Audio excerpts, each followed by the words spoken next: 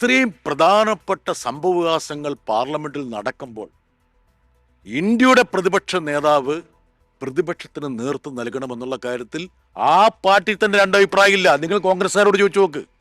ഉത്തരേന്ത്യയിലെ പല കോൺഗ്രസ്സുകാരും പറഞ്ഞു, എവിടെയാണ് മൂപ്പർ പോയിരിക്കുന്നത്? മൂപ്പറെ കുറിച്ച് പറയുന്നത് എന്താണ്? ഇവിടെ ഈ ആൾക്കാർ രാവും പകലും ഇരുന്നിട്ട് ഈ ബില്ലിനെതിരെ പ്രതിഷേധിക്കുമ്പോൾ അവിടെ മേഴ്സഡസ് എന്താണ്, ഏത് വണ്ടിയാണ്, BMW മോട്ടോർ ബൈക്ക് പരിശോധിക്കുന്നു, കാറിൽ കയറി പരിശോധിക്കുന്നു. അദ്ദേഹത്തിന് ഒരാഴ്ച കഴിഞ്ഞാൽ BMW അവിടെ ഇല്ലേ? ആ കമ്പനി പോവുക, അവിടുന്ന് പൂട്ടിപ്പോവുക.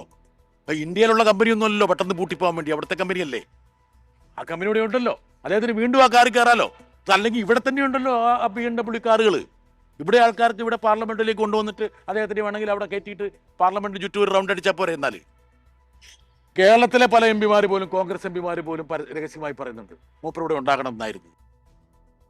നമസ്കാരം. ന്യൂസ് ആൻഡ് വ്യൂസ് ആരംഭിക്കുന്നു.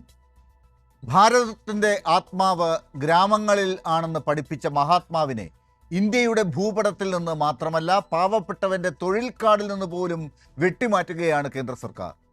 മഹാത്മാഗാന്ധി ദേശീയ ഗ്രാമീണ തൊഴിലുറപ്പ് പദ്ധതി എന്ന പേര് ചരിത്രത്തിൻ്റെ ചവറ്റുകുട്ടയിലേക്ക് എറിഞ്ഞ് ഗാന്ധിയുടെ പേരൊഴിവാക്കി റാംജി VBG റാംജി എന്ന പുതിയ കുപ്പായമിടുമ്പോൾ അത് വെറും ഒരു പേരുമാറ്റമല്ല, ഗാന്ധിജിയുടെ ഓർമ്മകൾക്ക് മേൽ നടത്തുന്ന രണ്ടാമത്തെ അരും കൊലയാണ്. പാവപ്പെട്ടവൻ്റെ ഏക ഉപജീവന മാർഗത്തെ സംസ്ഥാനങ്ങളുടെ തലയിൽ കെട്ടിവെച്ച് കൈ കഴുകുകയാണ് കേന്ദ്രം. പുതിയ ബില്ല് നിയമമാകുന്നതോടെ, ഇപ്പോൾ നിയമമായതോടെ തൊഴിലുറപ്പ് പദ്ധതിയുടെ 40% വിഹിതം സംസ്ഥാനങ്ങൾ കണ്ടെത്തണം.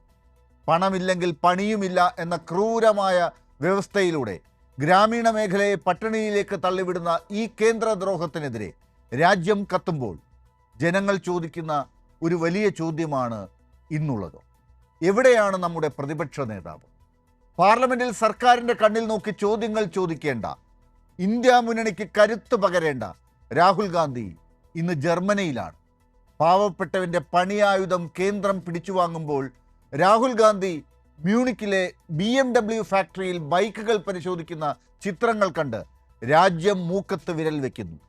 സമരമുഖങ്ങളിൽ പട നയിക്കേണ്ട പടനായകൻ വിദേശത്ത് വിനോദയാത്രയിലാകുമ്പോൾ BJPയുടെ ഈ ജനദ്രോഹ നയങ്ങൾക്ക് വളമിട്ട് നൽകുന്നത് കോൺഗ്രസിൻ്റെ ഈ നിരുത്തരവാദമല്ലേ? ഗാന്ധിജിയെ വീണ്ടും വധിക്കുമ്പോൾ ഗാന്ധി നാമധാരികളായ പ്രതിപക്ഷ നേതാക്കൾ എവിടെ ഒളിച്ചിരിക്കുന്നു? കേന്ദ്രത്തിൻ്റെ പകപോക്കലും പ്രതിപക്ഷത്തിൻ്റെ ഒളിച്ചോട്ടവും എന്നാണോ പറയേണ്ടത് അതിനെ? ഇതാണ് ഇന്നത്തെ വിഷയം. തൊഴിലുറപ്പിലെ ഗാന്ധി ഔട്ട്. രാഹുൽ ഗാന്ധി ജർമ്മനിയിൽ. ആർക്കു വേണ്ടിയാണ് ഈ രാഷ്ട്രീയം? പാരഡി പാടി നടക്കുന്ന കോൺഗ്രസ്സുകാർക്ക് മറുപടിയുണ്ടോ? ഗാന്ധിയെ ഔട്ടാക്കിയതിന് BJPക്കാർക്ക് ന്യായീകരിക്കാൻ എന്താണുള്ളത്? ഇന്ന് ചർച്ചയിൽ ചേരുന്നവർ: CPIM നേതാവ് advocate A Rahim MP, Congress വക്താവ് ബേസിൽ പാറേക്കുടി, BJP വക്താവ് S നന്ദു എന്നിവർ. ഏറ്റവും ആദ്യം ബേസിൽ പാറേക്കുടിയോടാണ് ചോദിക്കുന്നത്. പ്രതിപക്ഷത്തിൻ്റെ ഭാഗത്തു നിന്നുള്ള ഒരു പ്രതികരണത്തിൽ നിന്ന് തന്നെ നമുക്ക് തുടങ്ങാം. ബേസിൽ, 2 ചോദ്യങ്ങളാണുള്ളത്. ഒന്ന്, രാജ്യത്തിൻ്റെ ഗ്രാമങ്ങൾക്ക് വലിയ ആശ്വാസമായിരുന്ന ഒരു വലിയ തൊഴിൽ പദ്ധതി, അതാണ് മഹാത്മാഗാന്ധിയുടെ പേരിലുള്ള ഈ തൊഴിലുറപ്പ് പദ്ധതി. അതൊക്കെ നമ്മൾ ഇക്കാലം അത്രയും വലിയ രീതിയിൽ പാവങ്ങളെ ചേർത്ത് പിടിച്ച് മുന്നോട്ട് കൊണ്ടുപോകുന്നൊരു പദ്ധതിയായിരുന്നു.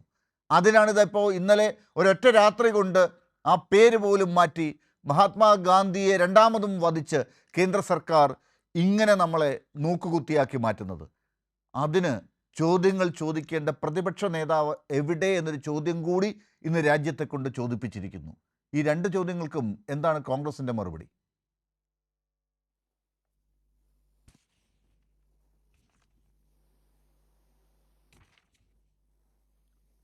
ആദ്യമേ, അതായത് ഈ പറയുന്ന തൊഴിലുറപ്പ് പദ്ധതി, അതിൻ്റെ ആക്ട് ആദ്യമായി പ്രപ്പോസ് ചെയ്തത് PV നരസിംഹറാവു ആണ്. അതായത് 1991-ലാണ്.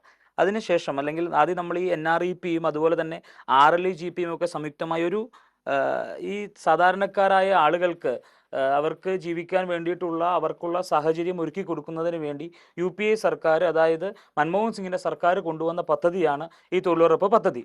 പിന്നെ ഈ രാഹുൽ ഗാന്ധി ഈ സമയത്ത് അവിടെ ഇല്ല, അല്ലെങ്കിൽ രാഹുൽ ഗാന്ധിയുടെ അഭാവം ഇന്നിപ്പോൾ ജോൺ ബ്രിട്ടാസ് ഉൾപ്പെടെ പറയുന്നത് കേട്ടു. രാഹുൽ ഗാന്ധി വിദേശ യാത്ര പോയി എന്നൊക്കെ പറഞ്ഞു. അപ്പോൾ ജോൺ ബ്രിട്ടാസിനുള്ള മറുപടി നൽകാം.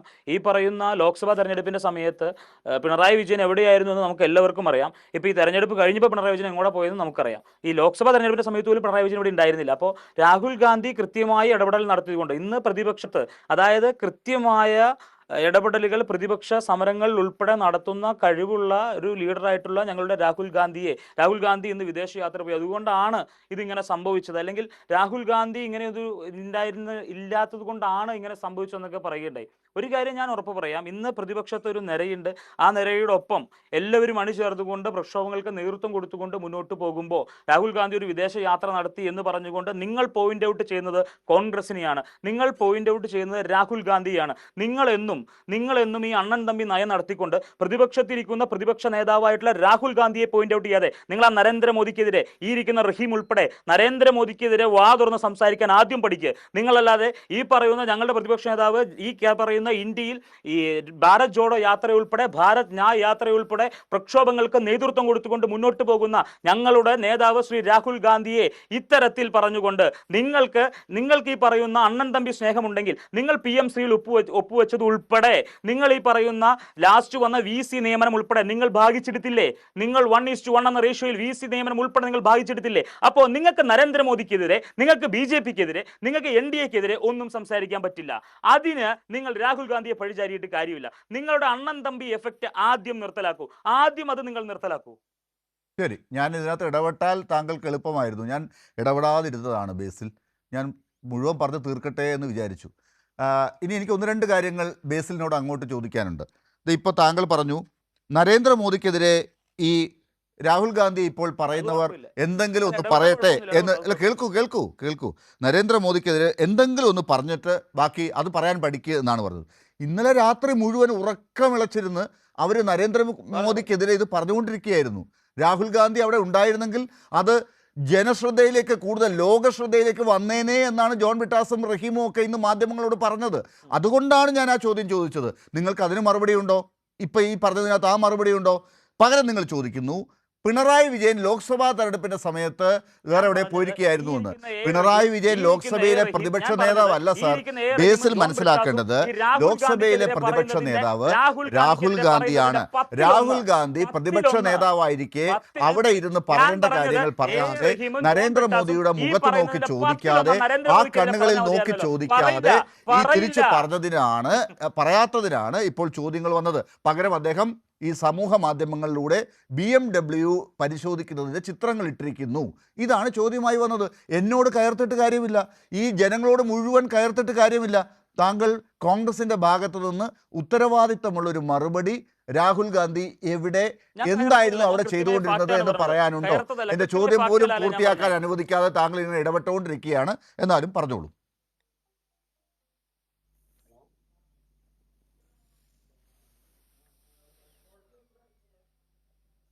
ലാലെ, ഞാനൊരു കാര്യം പറയാം. അതായത് ലാലും ഈ പറയുന്ന നിങ്ങൾ ഇന്ന് ഒരു ദിവസം പാർലമെന്റിൽ രാഹുൽ ഗാന്ധി ഉണ്ടായിരുന്നില്ല, ബാക്കി എല്ലാ പ്രതിപക്ഷ നേതാക്കളും അവിടെ ഉണ്ടായിരുന്നു. അതുകൊണ്ട് ഇന്ന് ഇങ്ങനെ സംഭവിച്ചു. ഇതല്ല, ഞാൻ ഇതിന്റെ ഒരു ഫാക്ട് പറയാം. അതായത് ഇന്ത്യക്കൊപ്പം തന്നെ സ്വാതന്ത്ര്യം കിട്ടിയ കുറച്ച് രാജ്യങ്ങളുണ്ട്. അതായത് പാകിസ്ഥാനും ബംഗ്ലാദേശും ഒക്കെ, അതായത് ശ്രീലങ്കയും ഒക്കെ ഇന്ത്യക്കൊപ്പം സ്വാതന്ത്ര്യം കിട്ടുക. ഇന്നുള്ള ഇന്ത്യയെ എല്ലാമുള്ള ഇന്ത്യ ആക്കിയത്, ഇന്നുള്ള ഇന്ത്യ നിങ്ങളൊന്ന് കമ്പയർ ചെയ്ത് നോക്കുക. അതായത് ബാക്കിയുള്ള രാജ്യങ്ങൾ വെച്ച് കമ്പയർ, ആ ഇന്ത്യയെ ഇന്നുള്ള ഇന്ത്യ ആക്കിയത് ആരാ? ഈ കോൺഗ്രസ് ആക്കിയത്. പിന്നെ BJPയുമായി കൂട്ടുകെട്ടിൽ ഏർപ്പെട്ടുകൊണ്ട്, ജനസംഘവുമായി കൂട്ടുകെട്ടിൽ ഏർപ്പെട്ടുകൊണ്ട് എന്നും അധികാരത്തിന്റെ അപ്പകഷ്ണങ്ങൾ വാങ്ങാനേ CPM നിന്നിട്ടുള്ളൂ. സംശയമുണ്ടോ? ലാലിന് എതിർക്കാൻ പറ്റുമോ? അല്ലെങ്കിൽ റഹീമോടെ ഉണ്ടല്ലോ, റഹീമിനെ എതിർക്കാൻ പറ്റുമോ? അധികാരത്തിന്റെ അപ്പകഷ്ണത്തിന് വേണ്ടി ആരുടെ മുമ്പിലും തല കുലിച്ചു നിൽക്കുന്ന പ്രസ്ഥാനത്തിന്റെ പേരാ communist party of India, Marxist എന്ന്. എതിർക്കാൻ പറ്റുമോ? എന്നും 1960 ഉൾപ്പെടെ ജനസംഘത്തിനൊപ്പം നിങ്ങൾ കൂടിയില്ലേ? എന്തിനു വേണ്ടിയാ? കോൺഗ്രസിനെ താഴെ ഇറക്കാൻ വേണ്ടി. ഇപ്പോൾ നിങ്ങൾ എന്ത് പറയുന്നു? പ്രതിപക്ഷത്ത് ഇന്ത്യ മുന്നണി ഉണ്ടാക്കി. നിങ്ങളുടെ സീതാറാം യെച്ചൂരി വരെ, ഞങ്ങളുടെ ഭാരത് ജോഡോ യാത്രയിൽ നിങ്ങളുടെ സീതാറാം യെച്ചൂരി വരെ കഴിഞ്ഞ ദിവസം ഞങ്ങളുടെ ഈ പറയുന്ന വോട്ട് ചോരിക്കെതിരെ രാഹുൽ ഗാന്ധി നടത്തിയ കോൺഫറൻസിൽ രാഹുൽ ഗാന്ധിക്കൊപ്പം ഇരുന്ന തൊട്ടടുത്ത സീറ്റിലിരുന്ന ആളുടെ പേരെന്താ? MA baby. ഈ പ്രതിപക്ഷം ഒരുമിച്ച് നിന്ന് ഇങ്ങനെയൊരു ബില്ലിനാൽ ഇങ്ങനെയൊരു സംവിധാനത്തെ എല്ലാവരും ഒരുമിച്ച് നിന്ന് എതിർക്കേണ്ടപ്പോൾ രാഹുൽ ഗാന്ധി ഇവിടെ ഉണ്ടായിരുന്നില്ല. രാഹുൽ ഗാന്ധി വിദേശത്തൊന്ന് പോയി എന്ന് പറഞ്ഞുകൊണ്ട് അക്കാരണം കൊണ്ട് അധികാരത്തിന്റെ കിട്ടാതാകുമ്പോൾ നിങ്ങൾ ഈ ചെയ്യുന്ന പരിപാടി ശരിയല്ല. ലാലെ, ഞാനൊരു കാര്യം പറയാം. ഇന്നുള്ള ഇന്ത്യയെ എല്ലാമുള്ള ഇന്ത്യയാക്കി ഇത് കോൺഗ്രസ്സാ. എന്നിട്ട് നിങ്ങൾ ഈ വന്നിട്ട് രാഹുൽ ഗാന്ധി ഇന്ന് ഉണ്ടായിരുന്നില്ല, അതുകൊണ്ടാണ് ഇങ്ങനെ സംഭവിച്ചെന്ന് പറയാൻ നാണമുണ്ടോ? ഒരു വാക്കുരിയാടാൻ നരേന്ദ്രമോദിക്കെതിരെ, അമിത്ഷായ്ക്കെതിരെ, BJPയുടെ ആർക്കെങ്കിലും എതിരെ ഒരു വാക്കുരിയാടാൻ നിങ്ങൾക്ക് സാധിക്കുമോ? ഒരു കാര്യം പറഞ്ഞ് ഞാൻ അവസാനിപ്പിക്കാം. കേരളം വിട്ട് വേറെ ഏതെങ്കിലും സ്ഥലത്തേക്ക് നിങ്ങൾ പോയാൽ ഈ പറയുന്ന രാഹുൽ ഗാന്ധിയുടെ ഫോട്ടോ വെക്കാതെ ഒരു സ്ഥലത്ത് ഫ്ലെക്സ് അടിക്കാൻ ഈ റഹീമിന്റെ ഈ പറയുന്ന ഏതെങ്കിലും ഒരു രാഷ്ട്രീയ നിങ്ങളുടെ കൂടെയുള്ള ഏതെങ്കിലും ഒരു ഘടകകക്ഷിക്ക് അല്ലെങ്കിൽ നിങ്ങളുടെ കൂടെയുള്ള ഏതെങ്കിലും ഒരു പ്രവർത്തകന് സാധിക്കുമോ? എല്ലായിടത്തും മത്സരിക്കും. നിങ്ങൾ എന്താ ചെയ്യുന്നത്? രാഹുൽ ഗാന്ധിയുടെ ഫോട്ടോ വെച്ച് ഫ്ലെക്സ് അടിച്ചല്ലേ നിങ്ങൾ വോട്ട് മേടിക്കുന്നത്? നിങ്ങളുടെ ഇന്ന് പാർട്ടി തിരുവനന്തപുരം മുതൽ കാസർഗോഡ് വരെ മത്സരിക്കുന്നുണ്ടല്ലോ അരിവാൾ ചുറ്റിക നക്ഷത്രത്തില്. എങ്ങനെയാ മത്സരിക്കുന്നത്? ഞങ്ങൾ നൽകിയ ഞങ്ങളുടെ ഔദാര്യം കൊണ്ട് നിങ്ങൾ ഇന്ന് നിങ്ങളുടെ പാർട്ടി ചിഹ്നമായിട്ടുള്ള അരിവാൾ ചുറ്റിക നക്ഷത്രത്തിൽ മത്സരിക്കാൻ നിങ്ങൾക്ക് സാധിക്കുന്നത്. അങ്ങനെയുള്ള ഈ പ്രസ്ഥാനത്തെ തള്ളിപ്പറയാൻ നിങ്ങൾ നരേന്ദ്രമോദിക്കെതിരെയും ഈ പറയുന്ന അമിത്ഷായ്ക്കെതിരെയും ആദ്യം നിങ്ങൾ സംസാരിക്കാൻ വായന്നുരിയാടാൻ പഠിക്കുക. VC നിയമനത്തിൽ ഉൾപ്പെടെ നിങ്ങൾ എന്താ നടത്തിയത്? നിങ്ങൾ അങ്ങോട്ടും കൂടി സെറ്റിൽമെന്റ് ആയി നിങ്ങളുടെ കൂട്ടുകച്ചവടമാണ് ഇവിടെ നടന്നതെന്ന് ഞങ്ങൾക്ക് എല്ലാവർക്കും മനസ്സിലായി. VC നിയമനത്തിൽ നിങ്ങൾ അങ്ങോട്ടും ഇങ്ങോട്ടും 1:1 എന്ന റേഷ്യോയിൽ നിങ്ങൾ വായിച്ചെടുത്തില്ലേ? ശരി, ബേസിൽ പാറക്കുടി, ഞാനൊരൊറ്റ ചോദ്യം ചോദിച്ചുള്ളൂ. ഇന്ന് പ്രതിപക്ഷ നേതാവ് ഇവിടെ ഇല്ലാത്തത് കൊണ്ട് പാർലമെന്റിൽ നരേന്ദ്രമോദിയുടെ മുഖത്ത് നോക്കി ചോദിക്കാൻ അവിടെ ആരും ഇല്ലായിരുന്നു എന്നല്ല അതിൻ്റെ അർത്ഥം. ചോദിക്കേണ്ടവരൊക്കെ അത് ചോദിച്ചു. പക്ഷേ നരേന്ദ്രമോദിയുടെ മുഖത്ത് നോക്കി പ്രതിപക്ഷ നേതാവിൻ്റെ ആ സീറ്റിലിരുന്ന് ചോദിക്കേണ്ട ആൾ കൂടി അത് ചോദിച്ചിരുന്നുവെങ്കിൽ, പകരം ഈ ജർമ്മനിയിൽ പോയിട്ട് ഈ ഫോട്ടോയൊക്കെ എടുത്ത് സമൂഹ മാധ്യമങ്ങളോട് ഇട്ട് ഈ രീതിയിൽ ഇതിനെ തമാശയാക്കി മാറ്റാതിരുന്നുവെങ്കിൽ എന്ന് ആഗ്രഹിച്ചു പോയ സാധാരണക്കാരുടെ ചോദ്യം മാത്രമാണ്. അല്ലാതെ ഈ അധിക്ഷേപമൊന്നും ആരും നടത്തിയിട്ടില്ല. താങ്കൾ തന്നെയാണ് പറയുന്നത്. ഇനി ഒരു കാര്യം കൂടി ഞാൻ താങ്കളോട് പറയാം, അതിനും കൂടി മറുപടി പറഞ്ഞിട്ട് താങ്കൾ റഹീമിന് അവസരം കൊടുത്താൽ മതി. ഇത് പറഞ്ഞത് മുഴുവൻ രാഹുൽ ഗാന്ധി അവിടെ പാർലമെൻറ്റിൽ ഉണ്ടായിരുന്നാൽ നന്നായിരുന്നു എന്ന് പറഞ്ഞത് മുഴുവൻ കോൺഗ്രസ്സുകാരായിരുന്നു എന്നാണ് ജോൺ ബ്രിട്ടാസ് ഇത് വെളിപ്പെടുത്തിയത്. അദ്ദേഹത്തിൻ്റെ മുഖത്ത് നോക്കി പറഞ്ഞ ആളുകൾ, മാധ്യമപ്രവർത്തകർ പലരും മൈക്കില്ലാതെ പോയി ചോദിച്ചപ്പോൾ അത് സത്യമാണെന്ന് തെളിഞ്ഞു എന്നാണ് ഞാൻ മനസ്സിലാക്കുന്നത്. ഈ പറഞ്ഞ കേരളത്തിലെ കോൺഗ്രസ്സുകാർ ഉൾപ്പെടെ അത് പറഞ്ഞു എന്നാണ്. ലാലെ, ജോൺ ബ്രിട്ടാസ് ഞാൻ പറയട്ടെ ലാലെ, ജോൺ ബ്രിട്ടാസ് ഐക്യജനാധിപത്യ മുന്നണിയുടെ UDFന്റെയോ കോൺഗ്രസിന്റെയോ ആരുമല്ല. ജോൺ ബ്രിട്ടാസിന്റെ വാദം വാങ്ങി ലാലങ്ങ് കൈവച്ചാൽ മതി. ജോൺ ബ്രിട്ടാസ് പറയുന്ന വാദം കൊണ്ട് ലാൽ വരേണ്ട. ഞങ്ങളുടെ കോൺഗ്രസിന്റെ ഞങ്ങളുടെ ഏതെങ്കിലും ഒരു MP പറഞ്ഞതായിട്ട് ലാലിനറിയോ? ഞങ്ങളുടെ ഏതെങ്കിലും ഒരു MP ലാലിനോട് പറഞ്ഞോ? നിങ്ങളുടെ പത്രസമ്മേളനം വിളിച്ചോ? നിങ്ങളുടെ ചാനലിനെ വിളിച്ച് ഏതെങ്കിലും ഒരു MP ബൈറ്റ് വന്നോ? അത് ജോൺ ബ്രിട്ടാസും പറഞ്ഞില്ലല്ലോ. നമ്മൾ പോയി ചോദിച്ചാൽ അവർ പറയുമെന്നുള്ളത് താങ്കൾക്ക് തോന്നുന്നുണ്ടോ? അവർക്ക് പറയാൻ പറ്റാത്ത കാര്യങ്ങൾ അവരെങ്ങനെയാണ് പറയുക എന്നുള്ളത് മാധ്യമപ്രവർത്തകർക്ക് അറിയാം. അത് അവർ മാധ്യമപ്രവർത്തകർ മനസ്സിലാക്കിയിട്ടുണ്ട്. പൊന്നില്ലാലെ, അന്തരീക്ഷത്തിൽ ഇരിക്കുന്ന കാര്യങ്ങൾ ഞാനൊരു കാര്യം പറയട്ടെ ലാലെ, അന്തരീക്ഷത്തിൽ നിങ്ങൾ ചുമ്മാ വെറുതെ വസ്തുതാവിരുദ്ധമായി കാര്യങ്ങൾ സംസാരിക്കരുത്. ശരി, റഹീം, നോക്കൂ, ഞാൻ ചോദിച്ചത് കോൺഗ്രസിന്റെ വക്താവിനോട് ഈ ഗാന്ധി വിരുദ്ധതയെ രാഷ്ട്രീയ പകപോക്കലാക്കി മാറ്റുന്ന ഒരു BJP സർക്കാരിനോട് മുഖത്ത് നോക്കി ചോദ്യങ്ങൾ ചോദിക്കാൻ പ്രതിപക്ഷ നേതാവ് എവിടെ പോയി എന്നുള്ളതാണ്. അത് രാജ്യത്ത് ഇന്ന് വലിയ രീതിയിൽ ഒരു തരംഗമായ സമരമാക്കി മാറ്റാൻ കഴിയുമായിരുന്ന, ഈ രാഹുൽ ഗാന്ധിയെ കുറച്ചാരും കണ്ടില്ലല്ലോ, നിങ്ങളാരും കണ്ടില്ലല്ലോ. ആ അർത്ഥത്തിൽ കഴിവുള്ള ഒരു നേതാവ് തന്നെയായ രാഹുൽ ഗാന്ധി എന്തുകൊണ്ടത് ചെയ്തില്ല എന്ന് രാജ്യത്തോട് പറയാൻ പറ്റുമോ എന്നാണ്. കോൺഗ്രസ്സുകാർ ആഗ്രഹിച്ച ആ കാര്യം എന്തുകൊണ്ട് കോൺഗ്രസിൻ്റെ പരമോന്നത നേതാവ് ചെയ്തില്ല എന്നാണ് ഞാൻ ആ ചോദ്യം ചോദിച്ചതിന് ഇപ്പോൾ ബേസിൽ പാറക്കുടിയുടെ നാവിൽ നിന്ന് ഇതൊക്കെ ഞാൻ കേൾക്കേണ്ടിയിരുന്നോ, നിങ്ങൾ കേൾക്കേണ്ടിയിരുന്നോ റഹീം?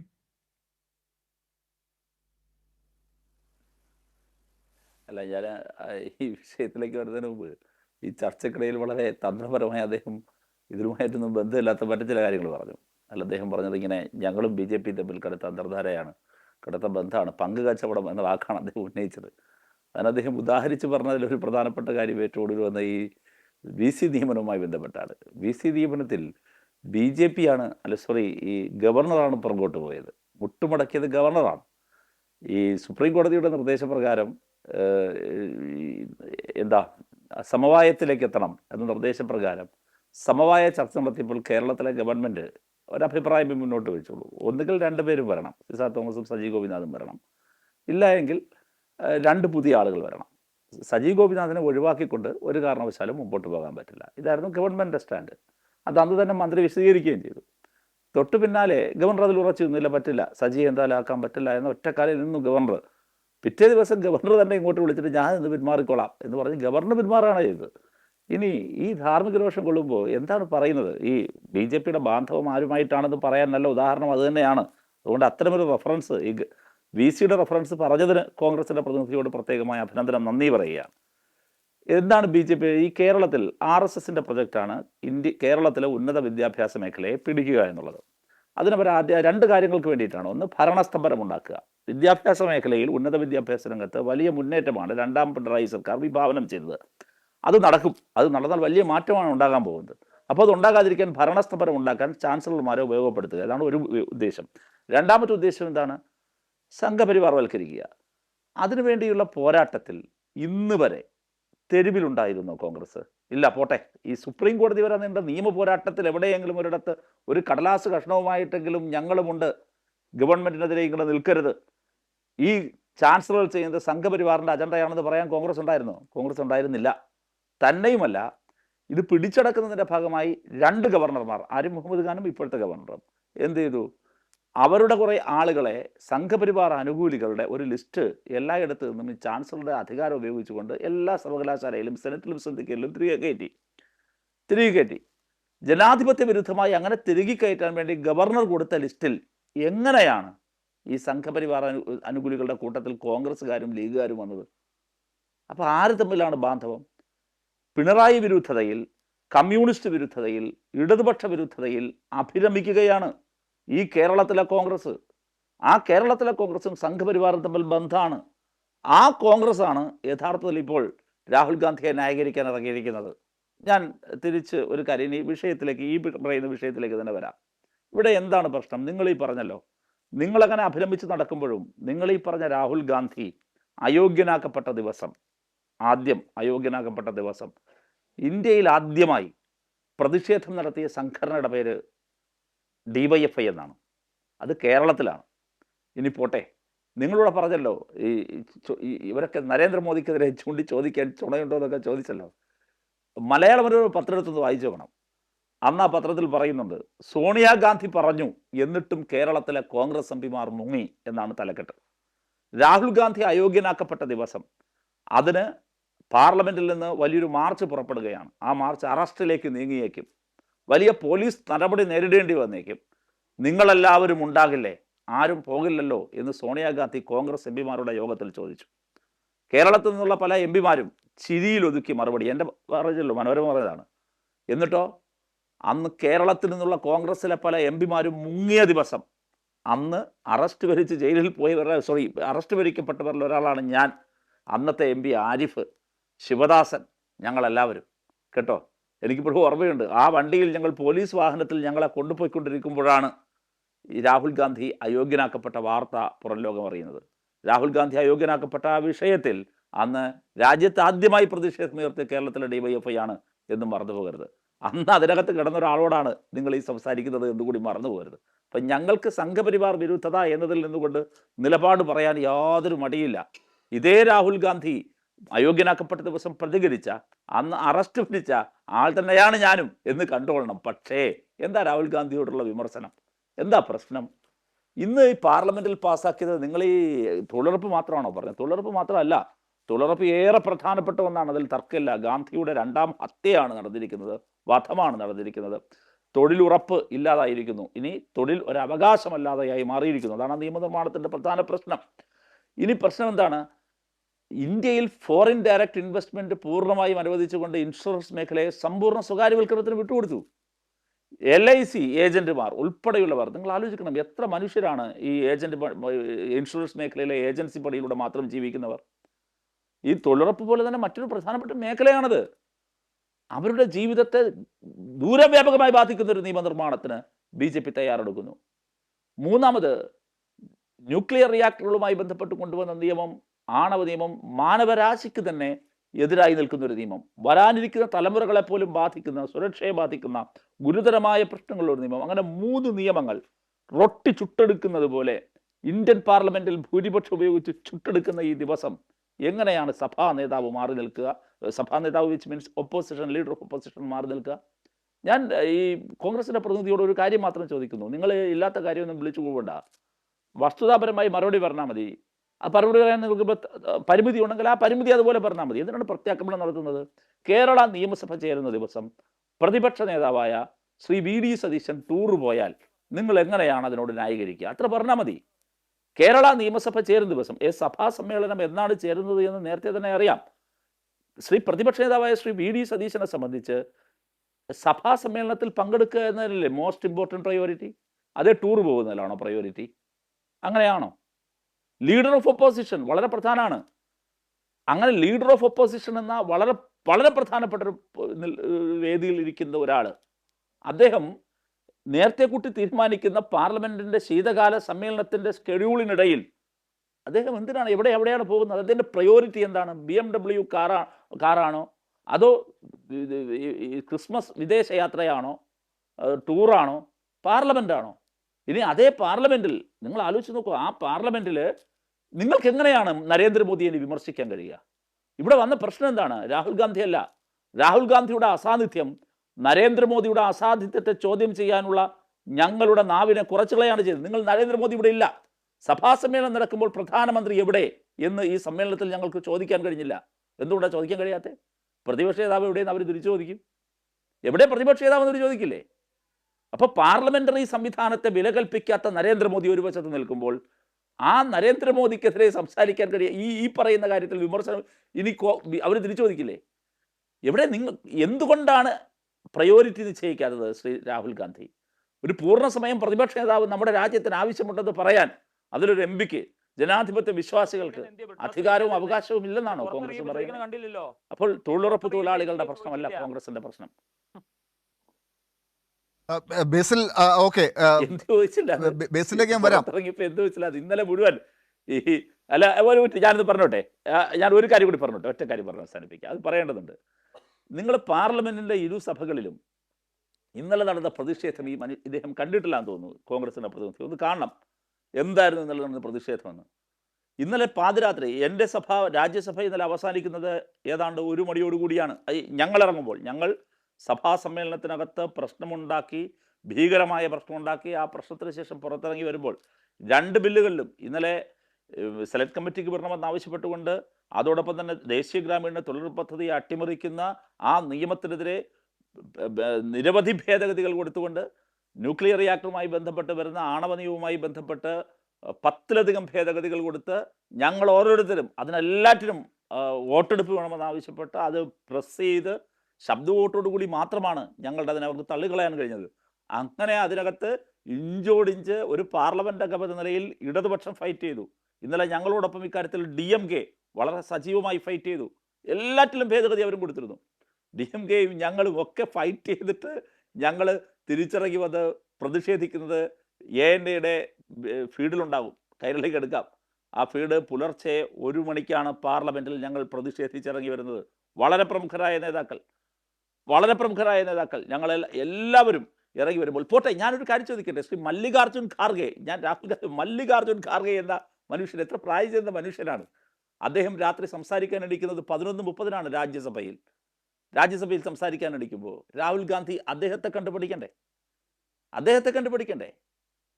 ഈ രാഹുൽ ഗാന്ധിയുടെ ഈ പറയുന്ന അദ്ദേഹത്തിന്റെ ഈ പ്രയോറിറ്റി ഇല്ലായ്മ, അദ്ദേഹത്തിന്റെ അപക്വമായ ഈ നീക്കം, അതിനെ അപക്വം മാത്രമല്ല, അദ്ദേഹത്തിന്റെ ജനാധിപത്യ വിരുദ്ധമായി ജനങ്ങളെ നിഷേധിക്കുന്ന അദ്ദേഹത്തിന്റെ നീക്കം അത് തുറന്നു കാണിക്കാനുള്ള രാഷ്ട്രീയ ബാധ്യത ഞങ്ങൾക്കുണ്ട്. അത് പറയട്ടെ. അപ്പൊ അത്രമേൽ സീരിയസ് ആയിട്ട് ഇഷ്യൂവിനെ കണ്ടിട്ടുണ്ട് ACC പ്രസിഡന്റ്. അപ്പൊ അതുകൊണ്ട് രാഹുൽ ഗാന്ധി ആരെ കണ്ടുപിടിക്കണമെന്നൊന്നും അത് വന്നാലല്ലേ പറ്റുള്ളൂ. അദ്ദേഹത്തിന് ഇടയിൽ ഇടപെടരുത്. ഞാൻ പറഞ്ഞോട്ടെ,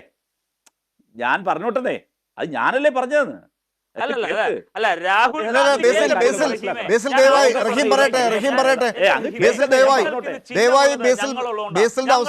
ഉപയോഗിച്ചു. ഇനി റഹീം പറയട്ടെ. റഹീം പറയട്ടെ എന്ന് പറയാം. അങ്ങനെ ഞങ്ങളുടെ രാഹുൽ ഗാന്ധി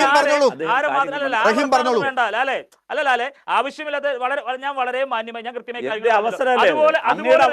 സംസാരിക്കൂ. അങ്ങയുടെ അവസരം തരുമ്പോൾ അങ്ങ് സംസാരിക്കൂ. എൻ്റെ അവസരത്തിൽ ഞാനല്ലേ സംസാരിക്കേണ്ടത്. അങ്ങ് കേൾക്കേണ്ടത് 2 സഭകൾ, ഒന്ന് ലോക്സഭയും രാജ്യസഭയും. അല്ല, അത് രാജ്യസഭയിലെ റഹീം ലീഡർ ഓഫ് റഹീമിന്റെ ഓപ്പോസിഷൻ വായി ആണ് ശ്രീ തോന്നിയത് മല്ലികാർജുൻ പുറത്തേക്ക് ഖാർഗെ. പറഞ്ഞപ്പോൾ റഹീം എന്ത് പറയുമ്പോ അത് എന്തുകൊണ്ടാണ് കേൾക്കാൻ രാത്രി എഴുതിയിരിക്കുന്നവരല്ലേ ഞങ്ങള്. 11:30 ഞാൻ സംസാരിക്കട്ടെന്നേ. ഇത് എന്താണ് ഇങ്ങനെ നിങ്ങൾ കൈരളി ഇദ്ദേഹത്തിന് പറയുമ്പോണ്ടായിരിക്കാൻ. രാജ്യസഭയ്ക്കകത്ത് ലീഡർ ഓഫ് ഒപ്പോസിഷന് എങ്ങനെയാണ് സ്പേസ് എന്റെ കിട്ടുക? റഹീമെ, നിങ്ങൾ ദയവായി കാര്യം ഞങ്ങളുടെ മനസ്സിലാക്കുക. പ്രസ്ഥാനത്തിൽ AICC ബേസിൽ ദയവായി എനിക്ക് ആ ശബ്ദം മ്യൂട്ട് ചെയ്യേണ്ടി വരും. ദയവായി ബേസിൽ റഹീം പറയുകയാണ്, അത് പറഞ്ഞ് പൂർത്തിയാക്കട്ടെ. താങ്കൾക്കുള്ള അവസരം സമയത്ത് താങ്കൾ പറയുക. ഇപ്പൊ റഹീമിന്റെ സമയമാണ്, പറഞ്ഞോളൂ റഹീം. ആ, അതായത് ലോക്സഭയിലെ പ്രതിപക്ഷ നേതാവായിരുന്ന ശ്രീ രാഹുൽ ഗാന്ധി സ്ഥലത്തില്ല. അതേസമയം വയോധികനായ അവരുടെ തന്നെ പാർട്ടിയുടെ നേതാവായ രാജ്യസഭയിലെ പ്രതിപക്ഷ നേതാവ് ഇത് ഉണർന്ന് അവിടെ ഒന്നിരിക്കുകയാണ്, 11:30 മണിക്ക് സംസാരിക്കുകയാണ്. അപ്പോഴാണ് ലോക്സഭയിലെ പ്രതിപക്ഷ നേതാവിനെ അവിടെ കാണാനില്ല. രാജ്യസഭയിലെ പ്രതിപക്ഷ നേതാവിന് സ്പേസ് കിട്ടും. അത് ലോക്സഭയിലെ പ്രതിപക്ഷ നേതാവ് അവിടെ ഇരുന്നാലും സ്പേസ് കിട്ടും. ആ സ്പേസ് ഉപയോഗിക്കാനും വർത്തമാനം പറയാനും അതിൽ ഭേദഗതികൾ നിർദ്ദേശിക്കാനും ഇത് പറ്റില്ല എന്ന് പറഞ്ഞ് ഫൈറ്റ് ചെയ്യാനും അവിടെ നിൽക്കേണ്ടയാള് സുഖവാസത്തിന് പോയിരിക്കുകയാണ്. അപ്പൊ അദ്ദേഹത്തിന്റെ പ്രയോറിറ്റി ജർമ്മൻ യാത്രയാണ്, പാർലമെന്റ് അല്ല, പട്ടിണി പാവങ്ങളല്ല എന്നതാണ് പറഞ്ഞത്. ആ വിമർശനം പറയും. ആ വിമർശനത്തിൽ നിന്ന് നിങ്ങൾക്ക് എങ്ങനെയാണ് മറുവാദം പറയാൻ കഴിയുക? ശരി, രാഹുൽ ഗാന്ധിയുടെ ആരാധന ഇവിടെ പറഞ്ഞു, ഇവിടെ അരിവാൾ ചുറ്റിയ ഞാൻ വരാം റഹീം, ഞാൻ താങ്കൾക്ക് ആ കാര്യത്തിൽ അടുത്ത ഒരു അവസരത്തിൽ താങ്കൾക്ക് സമയം തരാം. ഇപ്പോൾ രാഹുൽ ഗാന്ധിയോട് ആരാധനയുണ്ടാകാം, രാഹുൽ ഗാന്ധിയോട് സ്നേഹമുണ്ടാകാം, രാഹുൽ ഗാന്ധിയോട് നമുക്കൊക്കെ ആ അർത്ഥത്തിൽ ഒരു പ്രതിപക്ഷ പാർട്ടിയുടെ, അതും കോൺഗ്രസ് പോലെ വളരെ പാരമ്പര്യമുള്ള ഒരു പാർട്ടിയുടെ നേതാവ് എന്നുള്ള നിലയ്ക്ക് അദ്ദേഹത്തോട് നമുക്ക് വലിയ രീതിയിലുള്ള ബഹുമാനമുണ്ട്. പക്ഷേ ഗ്രാമങ്ങളിലുള്ള പാവപ്പെട്ടവനൊക്കെ തനിക്ക് കിട്ടേണ്ട 200 രൂപയ്ക്ക് വേണ്ടി, ആ കൂലിക്ക് വേണ്ടി സമരം ചെയ്യുന്ന സാഹചര്യത്തിലാണ് ശ്രീ രാഹുൽ ഗാന്ധി നിങ്ങൾ ജർമ്മനിയിലെ BMW കമ്പനിയിൽ പോയി ബൈക്കുകൾക്ക് പോസ് ചെയ്യുന്ന ചിത്രം ഇപ്പോൾ സമൂഹ മാധ്യമങ്ങളിലൂടെ വന്നത്. ഇതെന്ത് സന്ദേശമാണ് നൽകുന്നത് എന്നുള്ളത് കൂടി ചിന്തിക്കണം കോൺഗ്രസ്. ആരാധകരെ കൊണ്ട് ഇങ്ങനെ കൈയടിപ്പിച്ചാൽ പോരാ. നമ്മൾ നാട്ടിൽ കാണുന്നുണ്ടല്ലോ, ഈ ശിക്ഷയിൽ നിന്ന് ഇളവ് കിട്ടുന്നവരൊക്കെ, ശിക്ഷയിൽ നിന്ന് തൽക്കാലം തെളിവില്ലാത്തത് കൊണ്ട് ഊരിപ്പോയവരൊക്കെ ആരാധകരെ കൊണ്ട് കൈയടിപ്പിക്കുന്നതൊക്കെ നമ്മൾ കാണുന്നുണ്ട്, PR വർക്ക് വെച്ച്. അതുപോലുള്ള പരിപാടിയായി തരം താഴരുത് ബഹുമാനപ്പെട്ട ശ്രീ രാഹുൽ ഗാന്ധി. എന്തായാലും ശ്രീ നന്ദു, ഇതിനിടയിൽ കൂടി നിങ്ങൾ രക്ഷപ്പെട്ടു പോകാമെന്ന് വിചാരിക്കേണ്ട. നിങ്ങളുടെ ഈ തൊഴിലുറപ്പ് പദ്ധതിയുമായി ബന്ധപ്പെട്ട, അല്ലെങ്കിൽ ഇൻഷുറൻസിനെ സ്വകാര്യവൽക്കരിക്കുന്നതുമായി ബന്ധപ്പെട്ട, ആണവോർജ്ജവുമായി ബന്ധപ്പെട്ട പുതിയ നിയമത്തിൻ്റെയൊക്കെ കാര്യത്തിൽ കഴിഞ്ഞ ദിവസങ്ങളൊക്കെ ഇവിടെ ചർച്ച ചെയ്തതാണ്. പക്ഷേ ഇന്നത്തെ ഒരു പ്രധാനപ്പെട്ട ചോദ്യം, ഈ പ്രതിപക്ഷ നേതാവ് രാഹുൽ ഗാന്ധി നിങ്ങളുമായി ചേർന്ന് കൈകോർത്തു എന്നൊന്നും നമ്മൾ പറയില്ല. പക്ഷേ നരേന്ദ്രമോദി ഇപ്പം നേരത്തെ റഹീം പറഞ്ഞതുപോലെ പാർലമെൻറ്റിനകത്ത് ഇല്ലാത്തത് ചോദ്യം ചെയ്യപ്പെടാതിരിക്കാനെങ്കിലും ഇത് നിങ്ങൾക്ക് അനുഗ്രഹമായി എന്ന് നിങ്ങൾ കരുതിയിട്ടുണ്ടാകാം. അല്ലെങ്കിൽ രാഹുൽ ഗാന്ധിയെ നിശബ്ദനാക്കാൻ നിങ്ങൾ ഈ രീതിയിലുള്ള വാർത്തകൾ പ്രചരിപ്പിക്കാൻ നിങ്ങളുടെ ഭാഗത്തു നിന്നും ആഗ്രഹിച്ചിട്ടുണ്ടാകാം. എന്താണ് നിങ്ങൾക്ക് ഇക്കാര്യത്തിലുള്ള പ്രതികരണം?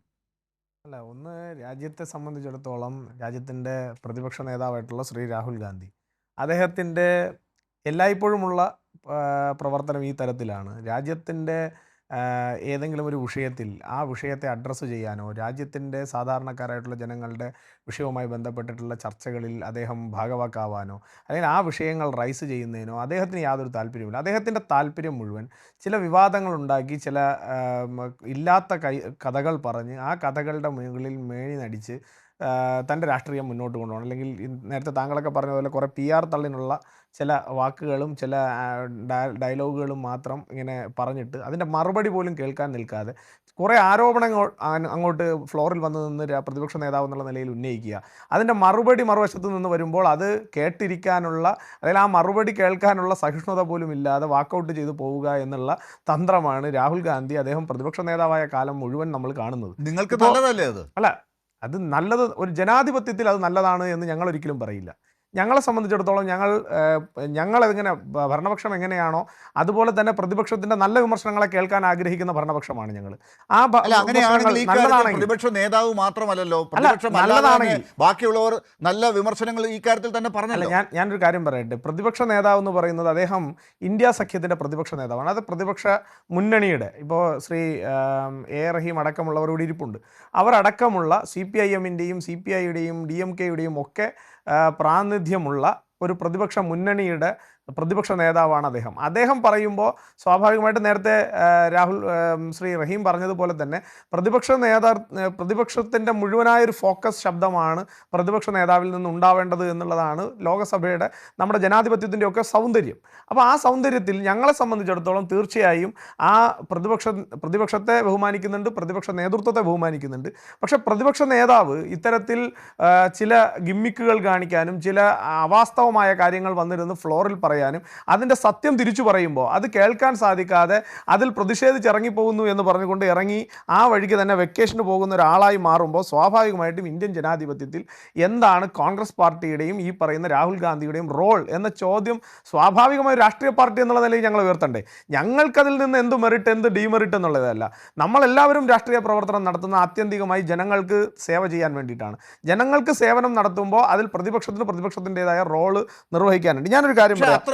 അത്രയധികം നിങ്ങൾ ജനങ്ങൾക്ക് വേണ്ടി ജനാധിപത്യത്തെ വല്ലാതെ പുണർന്നുകൊണ്ട് നിങ്ങൾ കാര്യങ്ങൾ ചെയ്യുന്നവരാണെങ്കിൽ രാജ്യത്തിൻ്റെ രാഷ്ട്രപിതാവിൻ്റെ പേരിൽ ഉള്ള ഒരു തൊഴിലുറപ്പ് പദ്ധതിയാണ്, ഈ പാവപ്പെട്ടവന് വേണ്ടിയുള്ള ഈ പദ്ധതിയാണ് നിങ്ങൾ ആ ഗാന്ധിജിയുടെ പേര് വെട്ടി ഇപ്പോൾ നശിപ്പിച്ചത്, തൊഴിൽ എന്ന അവകാശത്തെ ഇല്ലാതാക്കിയത്. ശ്രീലാൽ, തീർച്ചയായിട്ടും താങ്കളുടെ ആ ചോദ്യത്തിന് ഞാൻ മറുപടി പറയാം. പക്ഷേ ഇവർ രണ്ടുപേരും പറഞ്ഞു വന്ന ചില കാര്യങ്ങൾക്ക് എനിക്ക് മറുപടി പറഞ്ഞു പോകേണ്ടതുള്ളതുകൊണ്ട് അത് പറഞ്ഞതിന് ശേഷം ഏറ്റവും അവസാനം താങ്കൾ പറഞ്ഞ പോയിന്റിലേക്ക് തന്നെ ഞാൻ വരും. അപ്പോൾ രാഹുൽ ഗാന്ധി എന്ന് പറഞ്ഞാൽ ഇപ്പോൾ നമ്മൾ നോക്കേണ്ടത് അദ്ദേഹത്തിന് വിദേശത്തിനോടാണ് കൂടുതൽ താല്പര്യം. സ്വന്തം രാജ്യത്തിനോട് ഒരു കമ്മിറ്റ്മെൻറ്റുമില്ല, വിദേശത്തേക്ക് പോകുക. നമ്മൾ മറ്റ് പല രാഷ്ട്രങ്ങളുടെയും പ്രതിപക്ഷ നേതാക്കളെയും ഭരണപക്ഷ നേതാക്കളെയും നമ്മൾ കാണാറുണ്ട്. അവരൊക്കെ മറ്റ് രാജ്യങ്ങളിലേക്ക് പോകുമ്പോൾ അവരുടെ രാജ്യങ്ങളിലേക്ക് കൂടുതൽ ഇൻവെസ്റ്റ്മെൻറ്റ് കൊണ്ടുവരാൻ, അവരുടെ രാജ്യത്തിൻ്റെ മികവ് പറയാൻ, ആ മികവിലൂടെ അവരുടെ രാജ്യത്തേക്ക്, അത് പ്രതിപക്ഷമായാലും ഭരണപക്ഷമായാലും ആ വ്യത്യാസമില്ലാതെ മറ്റെല്ലാ രാഷ്ട്രത്തിലെയും പ്രതിപക്ഷ നേതാക്കളും ഭരണപക്ഷ നേതാക്കളും ശ്രമിക്കുമ്പോൾ അൺഫോർച്ചുനേറ്റ്ലി നമ്മുടെ പ്രതിപക്ഷ നേതാവ് വിദേശത്തിരിക്കുന്ന ഈ രാജ്യത്തെ തകർക്കാൻ ആഗ്രഹിക്കുന്ന ആരുടെയൊക്കെയോ നാവായി പ്രവർത്തിക്കുന്നില്ലേ എന്നുള്ളൊരു ആശങ്ക കഴിഞ്ഞ കുറേ നാളുകളായി ഇന്ത്യയിലെ ജനാധിപത്യത്തെ സ്നേഹിക്കുന്നവർക്കുണ്ട്. നന്ദു, ദയവായി ഈ ചർച്ചയെ രാഹുൽ ഗാന്ധിയെ മൊത്തത്തിൽ എടുത്ത് നമ്മൾ അദ്ദേഹത്തിന്റെ കഴിവുകളും അദ്ദേഹം ഏതൊക്കെ അർത്ഥത്തിൽ ലോകത്തിന്റെ ഭാഗത്ത് അവതരിപ്പിക്കപ്പെടുന്നു എന്നുള്ള ചർച്ചയായിട്ട് ഇതിനെ മാറ്റരുത്. BJPക്ക് താല്പര്യം. നമ്മുടെ ചർച്ച അങ്ങനെയല്ല, മനസ്സിലാക്കൂ. അല്ലല്ല, ചില നമുക്ക് അറിയേണ്ടത് ഈ കാര്യത്തിലാണ്. ഇതപ്പോൾ നോക്കൂ, ഈ പറയുന്ന തൊഴിലുറപ്പ് പദ്ധതി തന്നെ എടുത്താൽ BJP കാണിക്കുന്നത് എന്താണ്? ഒരു ഇരട്ടത്താപ്പാണ്. ഈ പറഞ്ഞ താങ്കൾ ലോകത്തിന്റെ മുന്നിലുള്ള കഥകൾ പറഞ്ഞല്ലോ. ലോകത്തിന് മുന്നിൽ ഗാന്ധിജിയെ ആദരിക്കുന്ന പാർട്ടിയാണെന്ന് BJP പറയുകയും രാജ്യത്തിനകത്ത് അദ്ദേഹത്തിന്റെ സ്മരണകളെ പദ്ധതികളിൽ നിന്ന് കാണിക്കുകയും ചെയ്യുക എന്നുള്ളൊരു ഇരട്ടത്താപ്പാണ് നിങ്ങൾ ചെയ്യുന്നത്. അതാണ് കണ്ടത്. അതിൽ ചോദ്യം ചോദിക്കേണ്ട രാഹുൽ ഗാന്ധി അവിടെ ഇല്ലായിരുന്നു, മാത്രമേ ഉള്ളൂ. ശ്രീലാൽ, താങ്കൾ ചോദിച്ച ചോദ്യം ഞാൻ കൃത്യമായി ചോദിച്ച ചോദ്യത്തിന് ഞാൻ കൃത്യമായി മറുപടി പറയും. താങ്കൾക്ക് അതിലൊരു ആശങ്കയും വേണ്ട, കൃത്യമായി തന്നെ മറുപടി പറയും. പക്ഷേ ഇതിനകത്ത് രാഹുൽ ഗാന്ധി വ്യക്തിപരമായി എടുത്തു വെച്ച് ഫ്രീസ് ചെയ്ത് വെച്ച് അദ്ദേഹത്തെ പോസ്റ്റ്മോർട്ടം ചെയ്യാനൊന്നും ഞാൻ തയ്യാറാവുന്നില്ല. പക്ഷേ ചില കാര്യങ്ങൾ പറഞ്ഞു പോകണം. അദ്ദേഹത്തിന് എന്തുകൊണ്ടാണ് വിദേശത്തിനോട് കൂടുതൽ താല്പര്യം അത് പറയണ്ടേ? നമ്മുടെ രാജ്യത്തിനകത്ത് പ്രതിപക്ഷ നേതാവിൻ്റെ പദവി അലങ്കരിക്കുന്ന ഒരു മനുഷ്യൻ എന്തിനാണ് വിദേശത്ത് പോയി നിന്ന് ഇന്ന് നിങ്ങൾ പറയുന്ന നമ്മളിപ്പോൾ ഡിബേറ്റ് ചെയ്യുമ്പോൾ BMW-ൻ്റെ പുറത്ത് കയറിയിരുന്ന അദ്ദേഹം ഫോട്ടോ എടുത്തതിനെ മാത്രമാണ് നിങ്ങൾ ഡിബേറ്റ് ചെയ്യുന്നത്. അതിനപ്പുറത്ത് അദ്ദേഹം ഈ നാട്ടിലെ തൊഴിലാളികളെ, ഈ നാട്ടിലെ തൊഴിൽ സംരംഭകരെ, ഈ നാട്ടിലെ നല്ലവരായിട്ടുള്ള ഉൽപാദന മേഖലയിൽ പ്രവർത്തിക്കുന്നവരെ എല്ലാം ഒന്നടങ്കം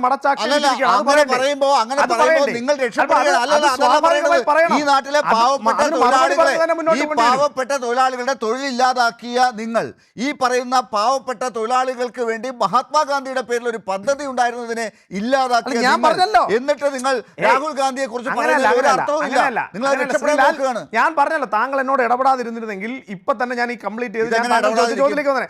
ഞാൻ പറഞ്ഞത് ഇന്ന് മ്യൂണിക്കിൽ പോയി നിന്നിട്ട് രാഹുൽ ഗാന്ധി അവിടുത്തെ ഉൽപാദന മേഖലയിൽ പ്രവർത്തിക്കുന്നവരെ കുറിച്ച് വളരെ വലിയ രീതിയിൽ വാചാലനാവുകയും അതേസമയം ഇന്ത്യയിലെ ഉൽപ്പാദന മേഖല തകർന്നു പോവുകയും ചെയ്യുന്നു. അദ്ദേഹം ഇപ്പോൾ CPM-നെ പ്രതിനിധീകരിച്ചിരിക്കുന്ന ശ്രീ റഹീം, അദ്ദേഹം ഇന്ത്യൻ പാർലമെന്റിലെ ഒരു അംഗമാണല്ലോ, ഇന്ത്യൻ പാർലമെന്റിന്റെ അപ്പർ ഹൗസിൽ ഒരു അംഗമാണല്ലോ. സ്വാഭാവികമായിട്ടും ഇന്ത്യ മഹാരാജ്യത്തെ ഉൽപ്പാദന മേഖലയെക്കുറിച്ച് അദ്ദേഹത്തിന് ബോധ്യമുണ്ടാവും.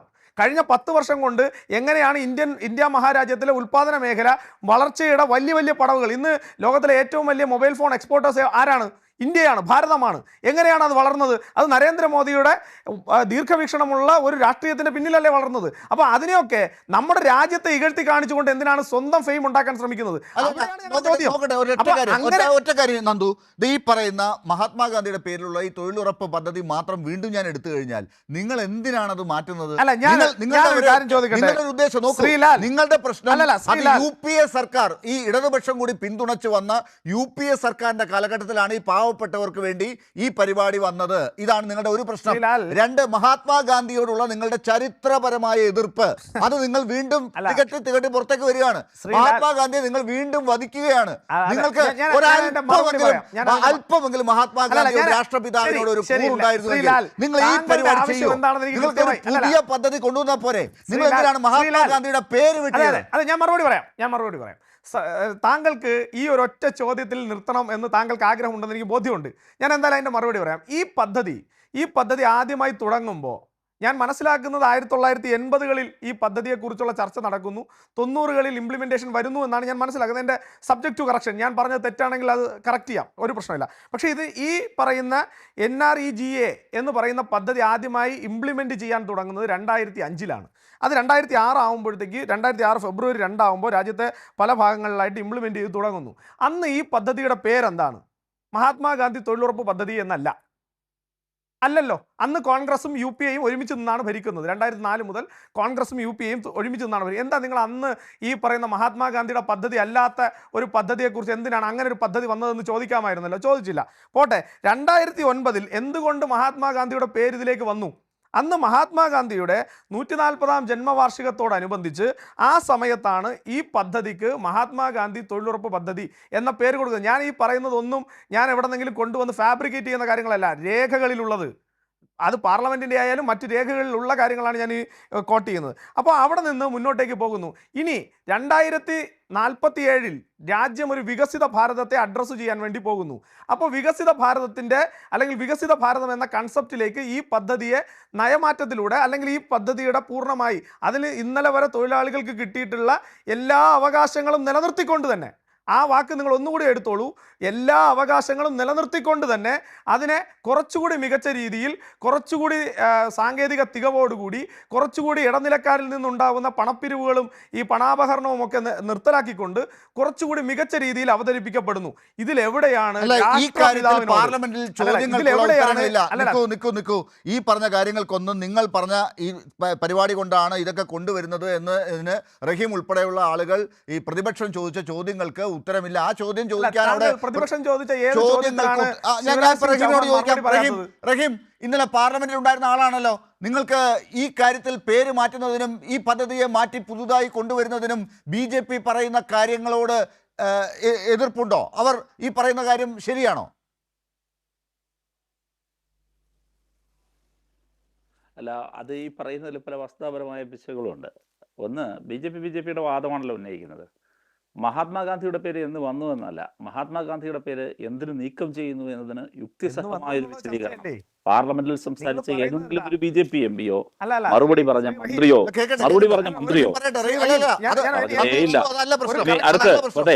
പേര് മാറ്റുന്നത് മാത്രമല്ല. അല്ല, അപ്പൊ നിങ്ങൾ ഇത്രയും നേരം പറഞ്ഞത്, താങ്കൾ ഈ പറഞ്ഞത് മഹാത്മാഗാന്ധിയുടെ പേരിൽ ഉണ്ടാക്കിയ ഒരു പദ്ധതിയെ ഞങ്ങൾ കൊന്നു എന്നാണ്. എളുപ്പമായല്ലോ എല്ലാ കാര്യങ്ങളിലും മഹാത്മാഗാന്ധിയെ മാറ്റാലോ. നിങ്ങൾക്ക് എളുപ്പമാണ്. അങ്ങ് കേൾക്ക്, അങ്ങനെയല്ല, പറഞ്ഞോളൂ റഹീം. അതല്ല, ഒരു കാര്യം ഞാൻ ഒന്ന് പറഞ്ഞോട്ടെ ലാൽ, എനിക്ക് അവസരം തരും.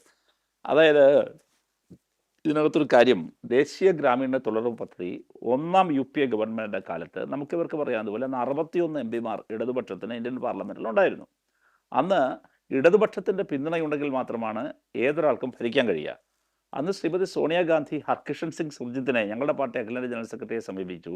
ഞങ്ങളുടെ പാർട്ടി അവർക്ക് ഇന്ത്യൻ ഇടതുപക്ഷം നിരുപാധികം പിന്തുണ കൊടുക്കാൻ തീരുമാനിച്ചു. ഒരൊറ്റ മന്ത്രിസ്ഥാനം പോലും ചോദിച്ചില്ല. അന്ന് എൻ്റെ ഓർമ്മ ശരിയാണെങ്കിൽ 16 മന്ത്രി പദവികൾ ഞങ്ങൾക്ക് തരാം എന്നു വാഗ്ദാനമുണ്ടായിരുന്നു. അതൊന്നും ഞങ്ങൾ ഏറ്റെടുത്തില്ല. പകരം ഞങ്ങൾ പറഞ്ഞത്, നിങ്ങൾക്കും ഞങ്ങൾക്കും യോജിക്കാവുന്ന, നാടിൻ്റെ പുരോഗതിയിൽ ഊന്നി നിൽക്കാൻ കഴിയുന്ന ഒരു പൊതു മിനിമം പരിപാടി ഉണ്ടാക്കണം, കോമൺ മിനിമം പ്രോഗ്രാം.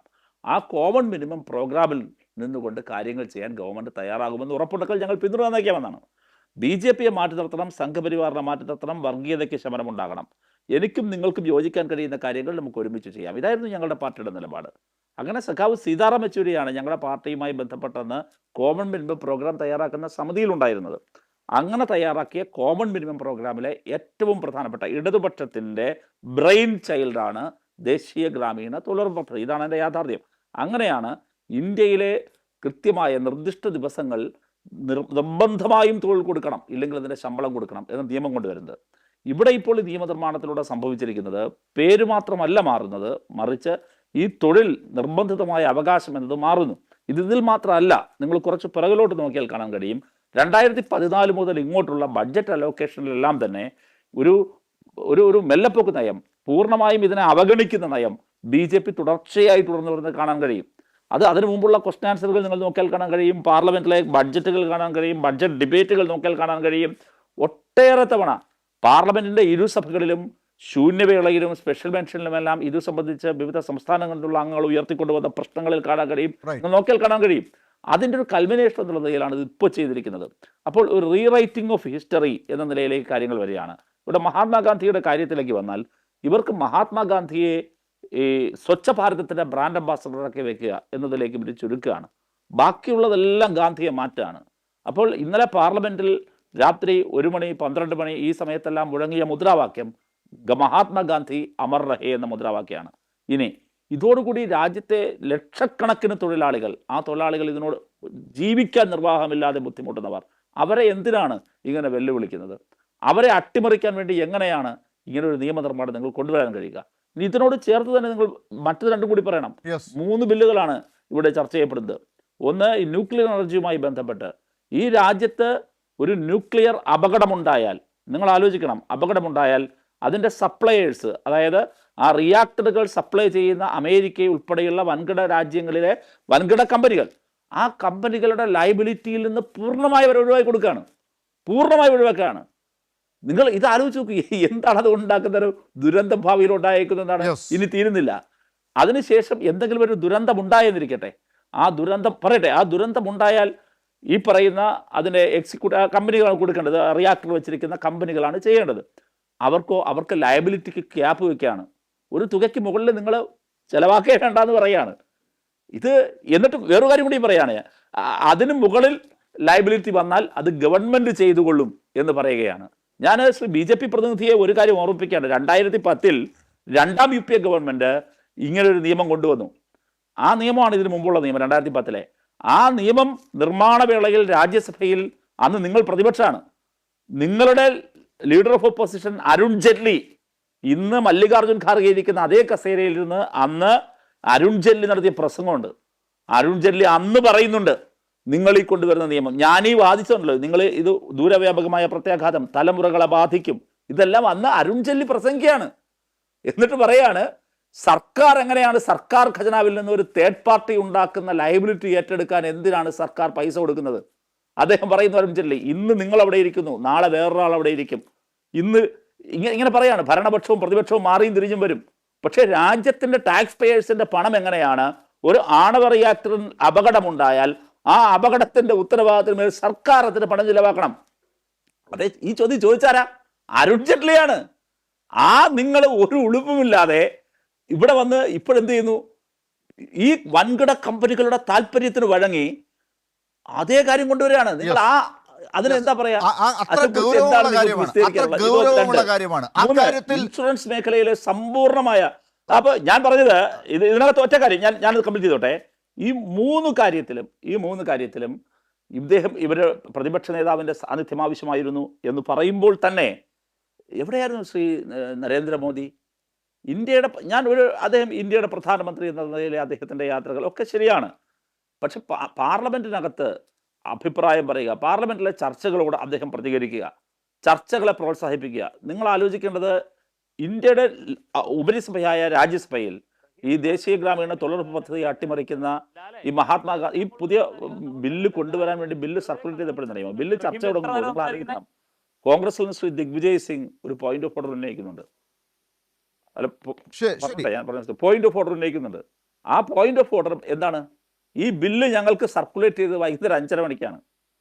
വൈകുന്നേരം 5:30 മണിക്കാണ്. രാത്രി നിങ്ങൾ ചർച്ച ആരംഭിച്ചു, രാത്രി അവസാനിച്ചു. ഇതെന്താണ് പറയുന്നത്?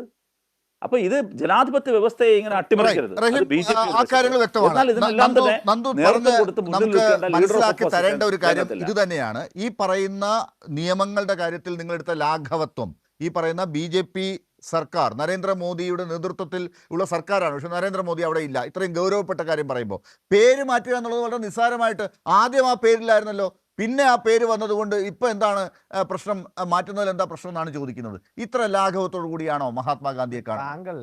താങ്കൾ ആദ്യം ഈ ചർച്ച തുടങ്ങിയപ്പോൾ പറഞ്ഞത് ഇങ്ങനെ ആയിരുന്നില്ലല്ലോ. ആദ്യം പറഞ്ഞത് എന്താണ്? മഹാത്മാഗാന്ധിജിയുടെ പേരിൽ തുടങ്ങി വെച്ച ഒരു പദ്ധതി, ആ പദ്ധതിയെ ഞങ്ങൾ കൊന്നു, ഇങ്ങനെ ആയിരുന്നല്ലോ താങ്കളുടെ നറേഷൻ. ആ നറേഷൻ എന്തിനാ ഇപ്പോൾ താങ്കൾ മാറ്റുന്നത്? അപ്പൊ താങ്കൾ ഞാനത് മാറ്റിയിട്ടില്ല. മഹാത്മാഗാന്ധിയുടെ പേരിൽ തുടങ്ങിയ എന്ന് പറയാം, എന്തെങ്കിലും തുടങ്ങിയല്ലോ മഹാത്മാഗാന്ധിയുടെ പേരിൽ. ആ തുടങ്ങിയ കാര്യം ഇപ്പൊ നിങ്ങൾ എന്തിനാ മാറ്റുന്നത്? ലാൽ, ഇതൊരു നല്ല ഹെൽത്തി ആയിട്ടുള്ള ചർച്ച. അദ്ദേഹം സംസാരിക്കുമ്പോൾ, സംസാരിക്കുമ്പോൾ താങ്കൾ ഇടപെടുന്നില്ല. താങ്കൾ ഞാൻ വാ തുറക്കുമ്പോഴേ ഇടപെടാതെ ഞാൻ പറഞ്ഞോട്ടെ. അപ്പോൾ ആ നറേഷൻ മാറിയല്ലോ. അപ്പോൾ അതിനകത്തുള്ള കാര്യം ഇത്രയേ ഉള്ളൂ. ഘട്ടം ഘട്ടമായി പല നിയമങ്ങളിലും പല കാര്യങ്ങളിലും ഇതുപോലെ പുതിയ നാഷണൽ പോളിസിക്ക് അനുസരിച്ച് പല കാര്യങ്ങളിലും മാറ്റം വന്നിട്ടുണ്ട്. അതനുസരിച്ച് ഇതിൽ മാറ്റം വന്നിട്ടുണ്ട്. പക്ഷേ ഇതിൽ മാറ്റം വരുമ്പോഴും ആത്യന്തികമായി മഹാത്മാഗാന്ധിജിയുടെ ആശയങ്ങളോട്, മഹാത്മാഗാന്ധിയുടെ പേരിനോടല്ല, മഹാത്മാഗാന്ധിയുടെ ആശയങ്ങളോട് ഇത് ഈ ബില്ല് നീതി പുലർത്തിയോ എന്നുള്ളതാണ് ചോദ്യം. ആ ബില്ല് നീതി പുലർത്തിയിട്ടുണ്ട്.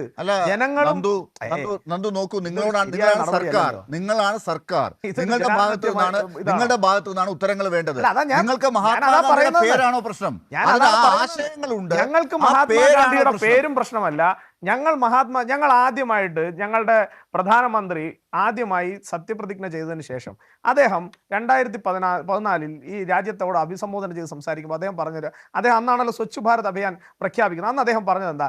രാജ്യത്തിന്റെ മഹാനായിട്ടുള്ള മഹാത്മാഗാന്ധിജി, അദ്ദേഹത്തിന്റെ ആശയം സ്വച്ഛ ഭാരതം, ആ ഭാരതത്തിന്റെ ബ്രാൻഡ് അംബാസഡർ മഹാത്മാഗാന്ധി ആവണം. അത് 2014 പറഞ്ഞാണ്, ഇന്നല്ല, 2014.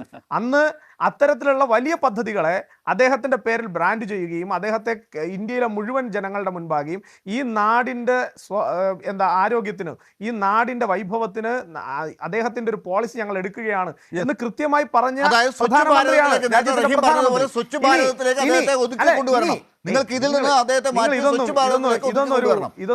ഇതൊന്നൊരു ഹെൽത്തി ആയിട്ടുള്ള ചർച്ചയല്ല.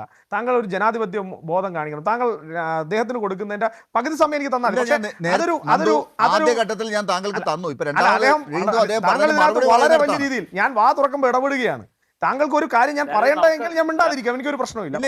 ഞാൻ പറഞ്ഞത് അദ്ദേഹത്തിന്റെ ആശയം എന്തായിരുന്നോ, അദ്ദേഹത്തിന്റെ ആഗ്രഹം എന്തായിരുന്നോ, ആ ആഗ്രഹത്തിലേക്ക്, രാമരാജ്യത്തിലേക്ക്, അദ്ദേഹം തന്നെ പറഞ്ഞത് ആ രാമരാജ്യത്തിലേക്കുള്ള രാജാവും പ്രജയും തമ്മിലുള്ള അകലം കുറയുന്ന ഒരു രാമരാജ്യത്തിലേക്കുള്ള യാത്ര, അതാണ് ഞാൻ ആഗ്രഹിക്കുന്നതെന്ന് പറഞ്ഞത് ശ്രീ മഹാത്മാഗാന്ധിയാണ്. അദ്ദേഹം പറഞ്ഞതുപോലെ തന്നെ ഇന്ന് ഇടനിലക്കാരുടെ ചൂഷണമില്ലാതെ, ഇന്ന് മറ്റൊരാളുടെയും അല്ലെങ്കിൽ ഏതെങ്കിലും അധികാരവർഗത്തിന്റെ മുന്നിൽ ചെന്ന് അവരുടെ ആവശ്യങ്ങൾക്ക് വേണ്ടി തലതാഴ്ത്തി നിൽക്കാതെ, ഇന്ന് തലയുയർത്തിപ്പിടിച്ച് രാജ്യത്തെ ജനങ്ങൾക്ക് മുന്നോട്ട് പോകാനുള്ള വലിയ വലിയ പോളിസികൾ നിർമ്മിച്ച ഒരു സർക്കാരാണ് നരേന്ദ്രമോദിയുടെ സർക്കാർ.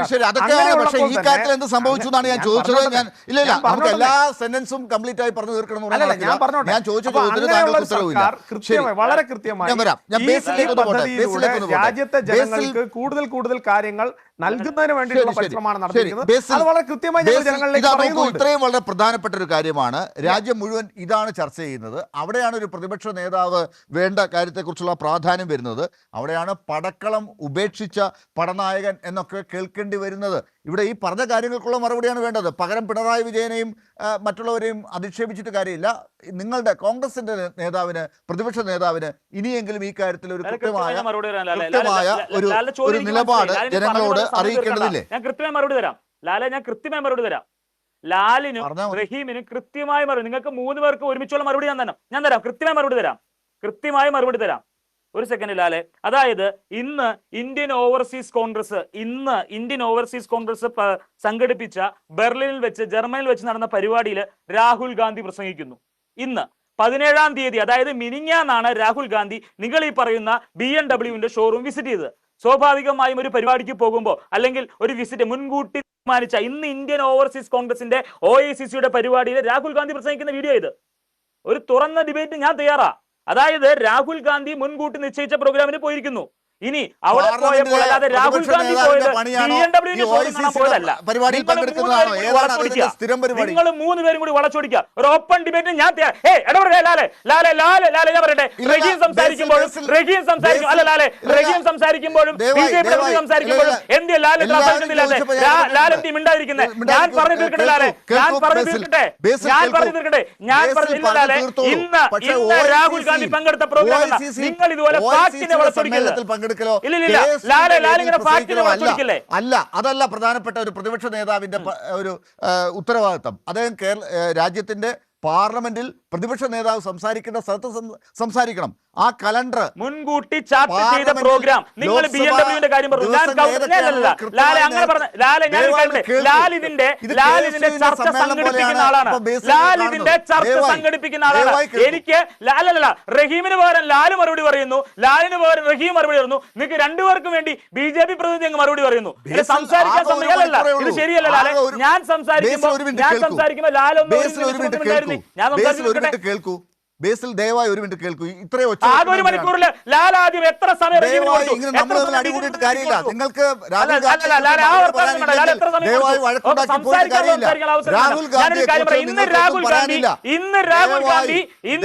ഗാന്ധി പങ്കെടുത്തത് OACC പരിപാടിക്ക് പോയത്.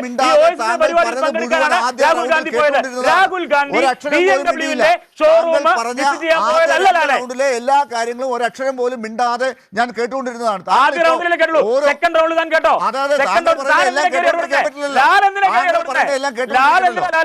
ദയവായി കേൾക്കൂ. താങ്കൾ എന്തിനാണ് ഇങ്ങനെ ആവശ്യമില്ല എന്റെ ചോദ്യം ചോദിക്കാൻ സമ്മതിക്കാതെ താങ്കൾക്ക് ഇഷ്ടമുള്ളത് പറഞ്ഞുകൊണ്ടിരിക്കുന്നത്?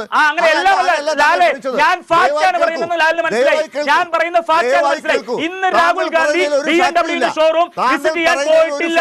രാഹുൽ ഗാന്ധി താങ്കൾ പറയുന്നതിൽ ഒരു ഫാക്ടറി. രാഹുൽ ഗാന്ധി രാജ്യത്ത് പാർലമെന്റിൽ ലോക്സഭയിൽ വന്ന് ജനങ്ങളോട്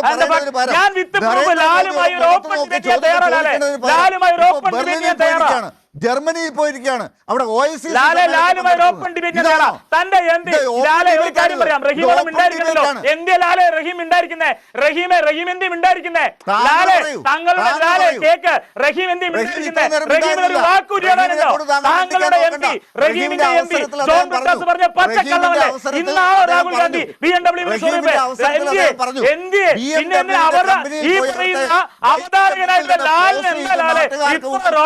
കാണിക്കില്ല. ഇന്ന് വേണ്ടത്, ഇന്നത്തെ ദിവസം വേണ്ടത് ഈ മഹാത്മാഗാന്ധിയെ വധിച്ച, രണ്ടാമത് വധിച്ച ഈ പാർലമെന്റിലെ നേതൃത്വം കൊടുത്ത ആളുകൾക്കെതിരെ ചോദ്യങ്ങൾ ഉന്നയിക്കാൻ വേണ്ടിയിരുന്നത്. അത് ചെയ്യാതെ ബേസിൽ ഇവിടെ വന്ന് ബഹളമുണ്ടാക്കി പറഞ്ഞു തുടങ്ങിയത് രാഹുൽ ഗാന്ധിയുടെ ഇഷ്യൂ ആണ്. രാഹുൽ ഗാന്ധി ഈ പറയുന്ന 17-ാം തീയതിയാണ് BMW ഷോറൂമിൽ ഒന്ന് വിസിറ്റ് ചെയ്തത്. ഇന്ന് OACC പരിപാടിയിൽ പങ്കെടുത്തു. പരിപാടിയിൽ പങ്കെടുത്തേക്ക് രാഹുൽ ഗാന്ധി. സ്വാഭാവികമായും ഒരു യാത്രയ്ക്ക് പോകുമ്പോൾ അടുത്തുള്ള സ്ഥലങ്ങൾ കയറിയേക്കാം. അല്ലാതെ രാഹുൽ ഗാന്ധി പോയത് BMW ബൈക്കിന്റെ ടെസ്റ്റ് ഡ്രൈവ് എടുക്കാൻ പോയതല്ല. ആ വർത്താനം പറയരുതില്ല.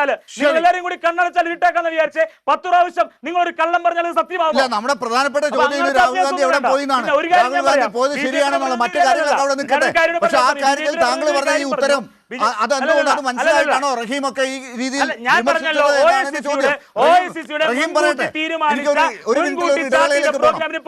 ഇനി റഹീം പറഞ്ഞല്ലോ, ഞങ്ങളുടെ AICC പ്രസിഡന്റ് പറഞ്ഞല്ലോ, ഞങ്ങളുടെ പാർട്ടിയില് the responsible person AICC president ഉണ്ടായിരുന്നല്ലോ. AICC പ്രസിഡന്റ് സംസാരിച്ചത് റഹീം വരെ സമ്മതിച്ചില്ലേ? പിന്നെ എന്താ? പിന്നെ BJP ആള് പറഞ്ഞു വിദേശത്ത് പോയി ഞങ്ങൾ കുറെ കാര്യങ്ങൾ കൊണ്ടുവരാൻ വേണ്ടിയിട്ടാണ്, വിദേശത്ത് പോയി കഴിഞ്ഞാൽ കുറെ സംഭവങ്ങൾ കൊണ്ടുവരാൻ വേണ്ടിയിട്ട് സാധാരണ പോകുന്നെന്ന് പറഞ്ഞു. ഒരു കാര്യം പറയാം, അല്ലല്ല ഞാനൊന്ന് പറഞ്ഞ അവസ്ഥയല്ല, നിങ്ങൾ ബാക്കി എല്ലാവർക്കും അവസ്ഥ കൊടുത്തു. അധികാരത്തിൽ വന്നപ്പോ പറഞ്ഞത് 50 രൂപയ്ക്ക് പെട്രോൾ കൊടുക്കുന്ന നിങ്ങൾ എല്ലാവർക്കും, അതായത് ഡോളറിന്റെ വില 40 രൂപയാക്കും നിങ്ങൾ പറഞ്ഞു. നിങ്ങൾ 2000 നോട്ടില് ചിപ്പ് ഉണ്ടെന്ന് പറഞ്ഞ് സാധാരണക്കാരെ പറ്റിച്ചവരാ. അപ്പൊ അതുകൊണ്ട് BJP പ്രതിനിധി എല്ലാം അല്ലല്ല രാഹുൽ ഗാന്ധിയുടെ തലയ്ക്ക് എല്ലാം വെക്കുന്നതല്ല. അതല്ല ലാലെ, ഞാൻ പറഞ്ഞു തീർക്കട്ടെ. BJP പ്രതിനിധി വലിയ കാര്യം പറഞ്ഞു, വിദേശത്ത് പോയി ഫണ്ട് കൊണ്ടുവരുന്ന. BJP പറഞ്ഞ ഒരു കാര്യം ഞാൻ പറയാം, ഇന്നുള്ള ഇന്ത്യയെ ലാഭമുള്ള ഇന്ത്യയാക്കിയത് കോൺഗ്രസ്. നിങ്ങൾ 40 രൂപയ്ക്ക് പെട്രോൾ കൊടുത്തെന്ന് പറഞ്ഞു. ചർച്ച പോരാ. റഹീം, എനിക്കൊരു ഇടവേളയിലേക്ക് പോകുന്നതിന് മുമ്പ് റഹീമിൽ നിന്ന് അറിയേണ്ടത്, ഇപ്പോ ബേസിൽ പറഞ്ഞതുപോലെ എല്ലാ കാര്യങ്ങൾക്കും രാഹുൽ ഗാന്ധി അവിടെ ഉണ്ടായതുകൊണ്ട് മാത്രമേ കാര്യം നടക്കുന്നില്ലല്ലോ. അവിടെ ഖാർഗെ ഉണ്ടല്ലോ, ഉത്തരവാദിത്തപ്പെട്ട ആളിലൊക്കെ ഉണ്ടായിരുന്നല്ലോ. പിന്നെ എന്തിനാണ് നിങ്ങൾ രാഹുൽ ഗാന്ധിക്ക് വേണ്ടി തന്നെ വാദിക്കുന്നത് എന്ന് അവർക്ക് മനസ്സിലാകുന്നില്ല എന്നാണ് വീണ്ടും മനസ്സിലാകുന്നത് ഇപ്പോൾ. രാഹുൽ ഗാന്ധി. റഹീം, അതായത് നവംബർ മാസത്തിലാണ് ഇത്, ഇത് ഡിസംബർ അവസാനമാണ് നമ്മൾ ഇരിക്കുന്നത്. നവംബർ മാസത്തിലാണ് ഈ പാർലമെൻറ്റ് സമ്മേളനത്തിൻ്റെ സ്കെഡ്യൂള് പാർലമെൻറ്റ് ഔദ്യോഗികമായി പുറത്തുവിടുന്നത്. നവംബർ ആദ്യം, അതായത് ഒക്ടോബർ അവസാനം ആ ഭാഗത്താണ് വിടുന്നത്. നിങ്ങൾ ആലോചിക്കേണ്ടത് ഈ പറയുന്ന 17-ാം തീയതിയാണ് BMW പോയതാണ്. ആ 17-ാം തീയതിയെല്ലാം ഇവിടെ പാർലമെൻറ്റിൽ ചൂടേറിയ വാഗ്വാദങ്ങളൊക്കെയാണ്. 3 ബില്ലാണ്. ഇന്ന് പാർലമെൻറ്റ് അവസാനിക്കുന്നതിന് മുമ്പ് ഇന്നലെ രാത്രി നിങ്ങൾ ആലോചിക്കണം, വൈകുന്നേരം 6 മണിക്ക് ചർച്ച ആരംഭിച്ച് രാത്രി 1 മണിയോടുകൂടി ഈ മഹാത്മാഗാന്ധി ദേശീയ ഗ്രാമീണ തൊഴിലുറപ്പ് പദ്ധതി അട്ടിമറിക്കുന്ന അതിന് ചരമഗീതം കുറിച്ച് പാതിരാത്രിയിൽ പറയട്ടെ, ഞാൻ പറയട്ടെ, ഞാനത് സംസാരിക്കട്ടെ. എന്തെങ്കിലും പറയാതിരിക്കുന്നേ. ജോൺ ബ്രിട്ടാസ് പറഞ്ഞൊക്കെ കറക്റ്റാണ്. BMW രാഹുലല്ലാതെ വേറെ ആരെങ്കിലും പോയതാണോ? ഏതായി മനുഷ്യൻ എന്തായി പറയുന്നത്? ഇതേ എന്താ പറയുന്നത്? ഇദ്ദേഹം പറയുന്നത് കേട്ടാ തോന്നുന്നു. രാഹുൽ ഗാന്ധി പോയത് ഇദ്ദേഹം പറയുന്നത് കേട്ടാ തോന്നുന്നു. ഇദ്ദേഹം പറയുന്നത് കേട്ടാ തോന്നുന്നു. ഞാൻ സംസാരിക്കട്ടെ, എന്താ പറയുന്നത്? റഹീം ഒരു പൊതുപരിപാടിക്ക് പോകുമ്പോ സ്വാഭാവികമായും അത് പാർലമെന്റ് നടക്കുമ്പോഴാണോ ലീഡർ ഓഫ് ഓപ്പോസിഷൻ പരിപാടിക്ക് പോവാ? BMW കാണാൻ വേണ്ടി എന്താ ഇദ്ദേഹം പറയാ പോയത്? അത് ഈ പറയുന്ന റഹീമിനെ സമ്മതിക്കാൻ പറ്റുമോ? ശരി ശരി, ഇടവേളയിലേക്ക് ഇപ്പോഴും ബേസിൽ പറഞ്ഞുകൊണ്ടിരിക്കുന്നത് പാർലമെന്റിന്റെ പ്രതിപക്ഷത്തിന്റെ നേതാവിന് ഇരിക്കേണ്ടതില്ല. അദ്ദേഹം BMW കാര്യത്തിലാണെങ്കിലും BMW കാണാൻ പോയതല്ലോ, അവിടെ പോയി ഒരു OICC സമ്മേളനത്തിലാണെങ്കിലും പോയി എന്തെങ്കിലും പ്രസംഗിച്ചിട്ടുണ്ടെങ്കിൽ അത് മതി എന്നാണ്. അത് നേരത്തെ തീരുമാനിച്ചതായതുകൊണ്ട് അത് മതി എന്നാണ്. പാർലമെന്റിന്റെ പ്രാധാന്യം മനസ്സിലാക്കാത്തവരെ പാർലമെന്റിലേക്ക് അയക്കുന്നത് എന്തിനാണെന്ന് തീരുമാനിക്കേണ്ടത് നമ്മളാരുമല്ല, ജനങ്ങളാണ്. ശ്രീ ബേസിൽ, കോൺഗ്രസിനുള്ളിൽ തന്നെ രാഹുൽ ഗാന്ധിയുടെ കാര്യത്തിൽ വിദേശയാത്രയെ ചൊല്ലിയുള്ള ഒരു അമർഷമുണ്ട് എന്നാണ് ഞാൻ മനസ്സിലാക്കുന്നത്. ശരിയല്ല, ചിലപ്പോൾ തെറ്റാകാം, താങ്കൾക്കത് പറയാം. പക്ഷെ അതിൻ്റെ പേരിൽ താങ്കൾ മറ്റു കാര്യങ്ങൾ പറഞ്ഞ സമയം കളയരുത്. പ്രതിപക്ഷ നിരയുടെ വിശ്വാസ്യത എങ്ങനെ രാഹുൽ ഗാന്ധി വീണ്ടെടുക്കും?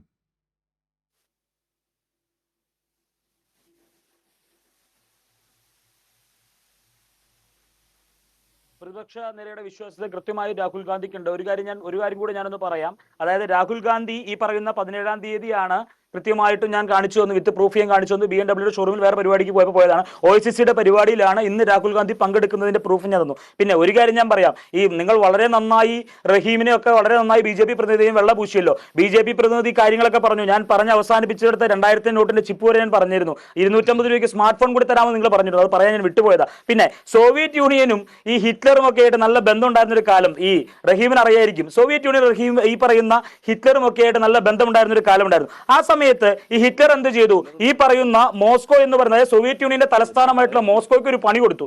അതായത് സോവിയറ്റ് യൂണിയന്റെ തലസ്ഥാനമായ മോസ്കോ എന്ന് പറയുമ്പോൾ സഖാക്കൾക്ക്, ഇന്ത്യയിലെ സഖാക്കളെ സംബന്ധിച്ചിടത്തോളം ക്രൈസ്തവ മതത്തിൽ വിശ്വസിക്കുന്ന ആളുകൾക്ക് വത്തിക്കാനും ജെറുസലേമും പോലെ, ഹൈന്ദവ മതത്തിൽ വിശ്വസിക്കുന്ന ആളുകൾക്ക് ഈ പറയുന്ന ശബരിമല പോലെ, മുസ്ലിം മതത്തിൽ ഇസ്ലാം മതത്തിൽ വിശ്വസിക്കുന്ന ആളുകൾക്ക് ജദ്ദയൊക്കെ പോലെ അത്ര വിശുദ്ധമായിട്ടുള്ള നിങ്ങളുടെ സ്ഥലമാണ്, നിങ്ങളുടെ സഖാക്കളുടെ സ്ഥലമാണ് എന്ത് പറയുന്നത് സോവിയറ്റ് യൂണിയന്റെ തലസ്ഥാനമായിട്ടുള്ള മോസ്കോ എന്ന് പറയുന്നത്. പിന്നീട് ഈ പറയുന്ന ബ്രിട്ടീഷിന്റെ കൂടെ ചേർന്ന ആൾക്കാരാരാ?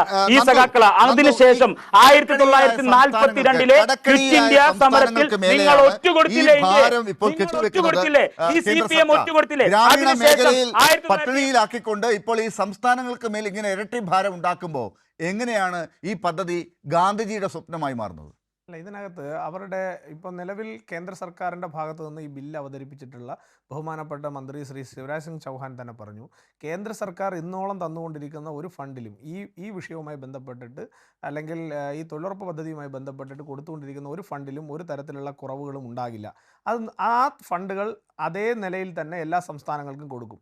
അതിനോടൊപ്പം ഈ 40% എന്ന് പറയുന്നത് സംസ്ഥാനത്തിൻ്റെ ഒരു അഡീഷണൽ ഫണ്ട് എന്നുള്ള നിലയിൽ അവരുടെ കൂലി വർദ്ധിപ്പിക്കാനും അവരുടെ ഇൻഫ്രാസ്ട്രക്ചർ വികസനത്തിനും വേണ്ടിയിട്ട് ഉപയോഗിക്കുക.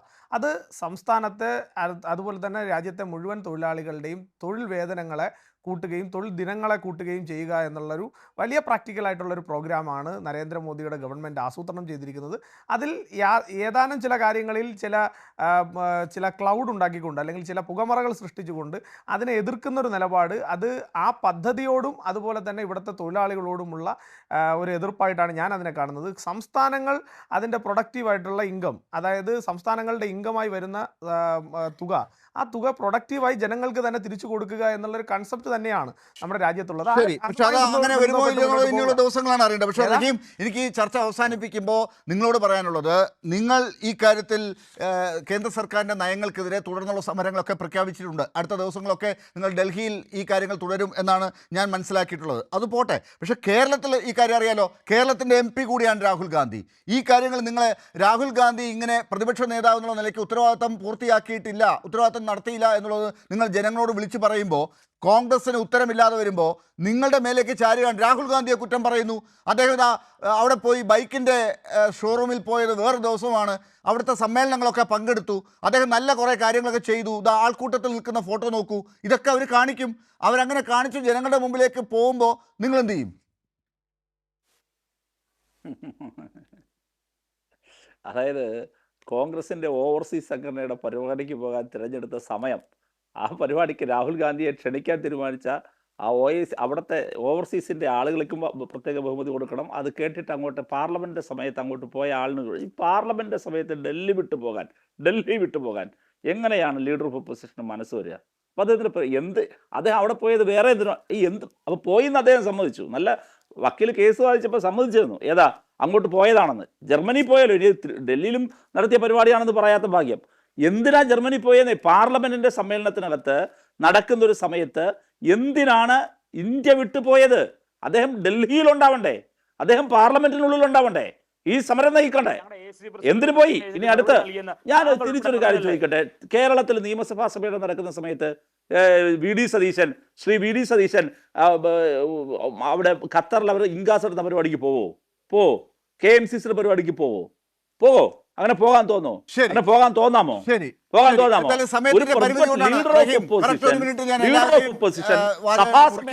എനിക്ക് സമയത്തിന്റെ പരിമിതിയുണ്ട്, ദയവായി ക്ഷമിക്കുക. പക്ഷെ ഒരു കാര്യമുണ്ട്, ഒരു MP-ക്കും ജോൺ ബ്രിട്ടാസ് എന്ന് പറഞ്ഞതുപോലെ കോൺഗ്രസിന്റെ ഒരു MP-ക്കും ഈ കാര്യത്തിൽ എതിരഭിപ്രായമില്ല. ഇന്ന് ഞാൻ കോൺഗ്രസിന്റെ മീഡിയ സെല്ലിൽ വിളിച്ച് ചോദിച്ചതാണ്, നിങ്ങളുടെ MP-മാരോ സീനിയർ ആയിട്ടുള്ള ഏതെങ്കിലും നേതാക്കളെ ഈ ചർച്ചയ്ക്ക് വിളിക്കാമോ എന്ന്. അവർക്ക് ആർക്കും വന്ന് രാഹുൽ ഗാന്ധിയെ പ്രതിരോധിക്കാൻ കഴിയില്ല. അതുകൊണ്ടാണ് KSUവിന്റെ സംസ്ഥാന ജനറൽ സെക്രട്ടറിയെ ഇന്ന് ഈ ചർച്ചയ്ക്ക് വിട്ടത്. എന്തായാലും ശരി, നമുക്ക് ആ ചർച്ച വളരെ മാന്യമായി ബേസിൽ സഹകരിച്ചതുകൊണ്ട് ഈ രീതിയിൽ അവസാനിപ്പിക്കാൻ സാധിച്ചു. ഈ ചർച്ചയിൽ പങ്കെടുത്ത ശ്രീ A. റഹീം, ശ്രീ നന്ദു, ശ്രീ ബേസിൽ, എല്ലാവർക്കും നന്ദി. ന്യൂസ് ആൻഡ് വ്യൂസ് അവസാനിക്കുകയാണ്.